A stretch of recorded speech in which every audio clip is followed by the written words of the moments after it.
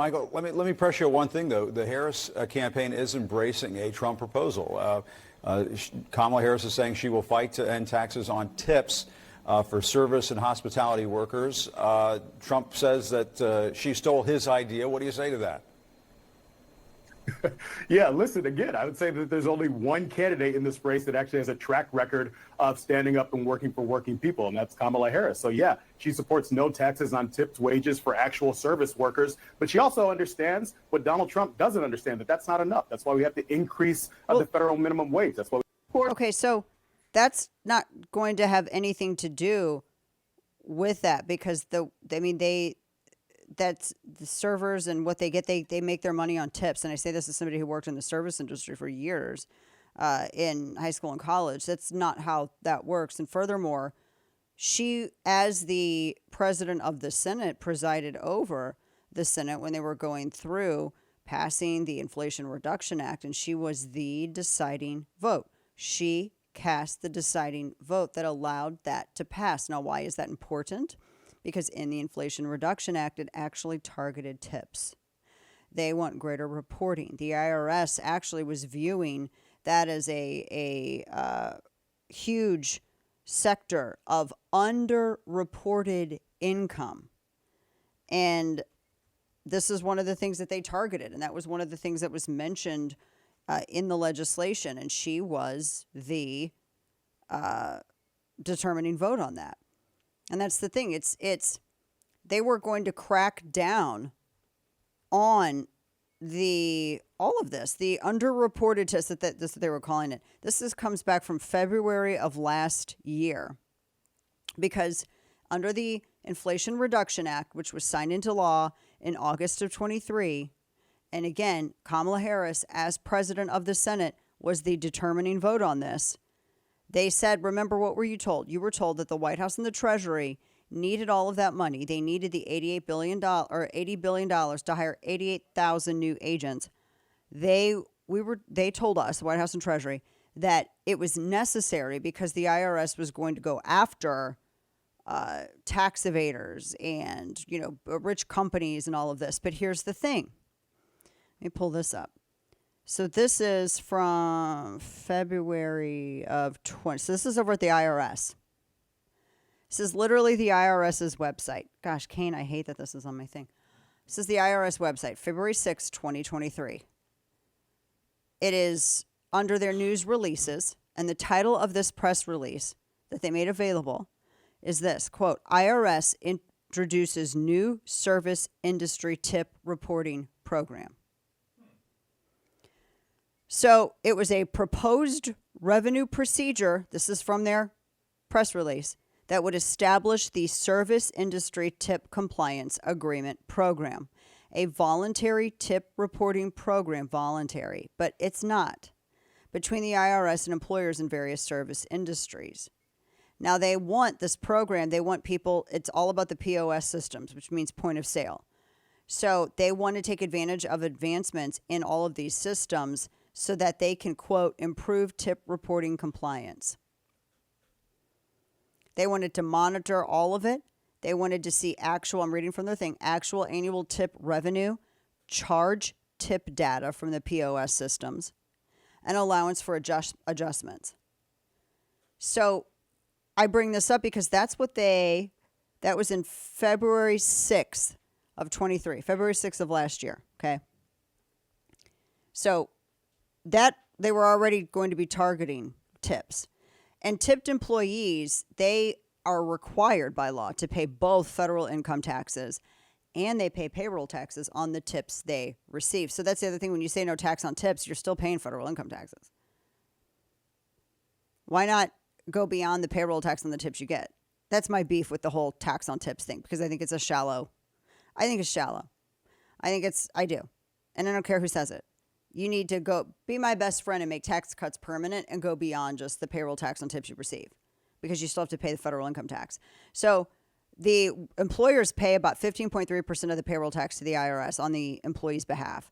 And they adjust the employee wage withholding for the tips to account for whatever tips the server brings in, right? and they have to participate. They participate in these tip reporting schemes with the IRS. But see, what the IRS is doing here, because you have these existing systems in place, the IRS is saying that people are skirting them and not reporting them. And so they want to, all tips, they want to establish a minimum threshold that includes anything electronic, not just cash, plus they want a real estimate of tips that are paid in cash dollars. And they want it to be far more reaching and reach a minimum established threshold. And this, and again, it's underreported tips is what they keep saying. This is not just going after, business owners that they say that are not paying their fair share, et cetera, et cetera. I mean, they're going after everybody. And here's the other thing. The people who were promoting this to us, the IRS, the tip scheme, etc., we were told over and over again, oh, it's these corporations that have just abandoned their duty. They're not paying their fair share. The rich people, they're not paying their fair share, right? You were told that small businesses, if you made under $400,000, that you were not going to be on the hook for this. Or Americans, if they were in a certain income bracket, they weren't going to be paying anything new, and that this new funding, this $80 billion, was not going to be used to pursue them, right? But that's not what we're seeing here with this new enhanced program to report, quote unquote, underreported tips, right? They said that it seems like it was a bait and switch, wasn't it? Doesn't it seem like it was misleading? Because this wasn't a mistake. They see what the IRS views here is a massive weakness in their enforcement of the system, or their enforcement of collecting taxes. And the IRS, their idea, because they were looking at non-corporate small businesses, they were looking at self-employed Americans. In fact, this is a piece, let me open this up, irs.gov, Federal Compliance Research, this is 2014-2016 per Heritage, this report. Non-corporate small businesses account for 8 times as much where it concerns underreported income taxes as corporations with at least $10 million in assets. When you look at all of the stuff that the IRS is doing, they're not just going after like the big corporations and rich people and all of that stuff. I mean, the fact that they're literally proposing changes to how you report your tips and that they want to establish a minimum threshold is evidence of that. And they're not going to be going in there and shaking down, the server staff.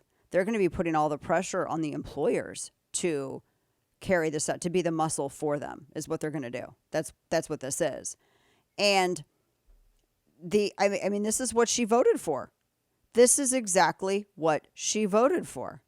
And they think that, they're going to go out and say, oh, well, no taxes. Why in the world is the RNC not pushing back on this claim? And instead of saying Trump said it first and just leaving it at that, why the hell have they not said, yeah, well, Kamala already rejected this when she was the deciding vote in this? They have not brought this up at all, because I've looked. I've tried to find some kind of audio of any of the campaign saying this. I've tried to find tweets. I've tried to find something. They have not pushed this. Instead of going, well, she just stole it from Trump. Why not say, well, what do you mean? Kamala Harris was the deciding vote for the Inflation Reduction Act, which not only doubled the size of the IRS, but added $80 billion to its budget, which then enabled the IRS to announce in February of last year a new tip reporting system that they're going to pressure employers, restaurants to follow. They want to establish a minimum threshold on the tips that you make, and they're going to come after you. Why not say that? Because that's true. There's not a single breath or syllable in that that's wrong or exaggerated. So I have no idea what they're doing with the messaging. I get that everybody's trying to make a play for the working class, but why not actually make the play for the working class and explain this is what she did? How is she coming around saying that she is for this now? Trump should go out and say, my plan actually undoes the law that she was the deciding vote to pass. That's what he should be saying. My position, she can say her position all she wants to, but my position actually undoes the law that she was the tie-breaking vote to pass. And here's how I'm going to do it. That's exactly what he should say. That would kill this. It'd be DOA. And they haven't. So it gets air.